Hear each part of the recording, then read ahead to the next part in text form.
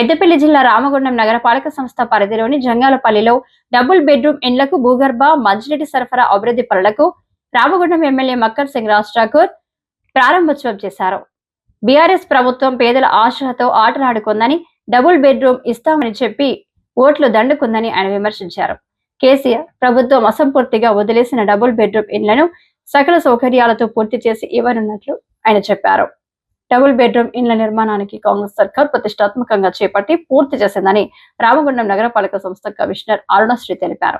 పూర్తి చేసిన ఇండ్లకు ఎమ్మెల్యే సహకారంతో రోడ్లు, డ్రైనేజీ, మంచినీటి సరఫరా తదితర మౌలిక సౌకర్యాలను కల్పించి త్వరితగతిన లబ్ధిదారులకు అందజేస్తామన్నారు.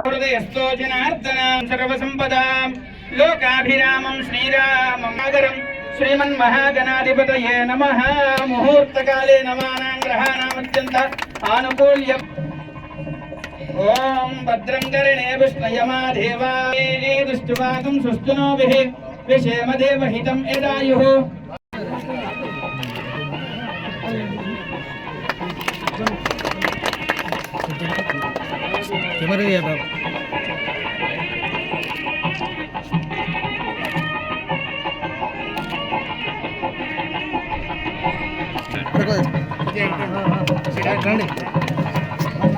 ఎందుకు చెప్తున్నాడు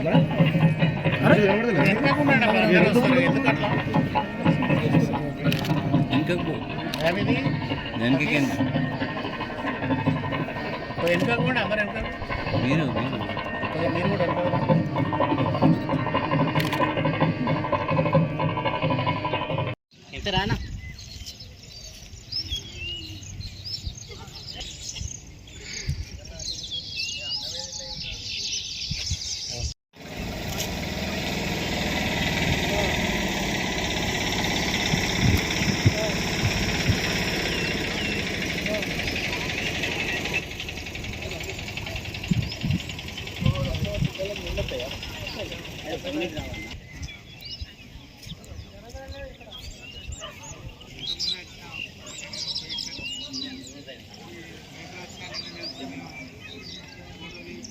ఆశలతో చెలగాటమాడినటువంటి గత ప్రభుత్వం నిర్వాహకంని ఈరోజు ఈ ప్రభుత్వం చేపట్టి వదిలిపెట్టిపోయిన ఇళ్లను పూర్తి చేస్తూ ఉన్నాం. రోడ్లు, డ్రైనేజీలు, కరెంటు, నీళ్ళ ఫెసిలిటీ అన్నీ చేసి పేద ప్రజలకు ఆ రోజు ఇచ్చి ఇవ్వకున్నటువంటి ఆశ విపిన వాళ్ళకే ఎవరైతే ఉన్నారో వాళ్ళకే ఇచ్చే కార్యక్రమం పెట్టాం.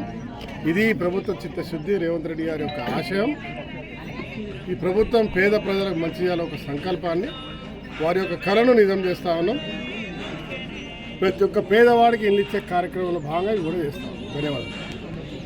లిమిట్స్లో కొన్ని నెలల క్రితం 2 BHK అరౌండ్ 600+ స్ట్రక్చర్స్ కంప్లీట్ అయినాయి.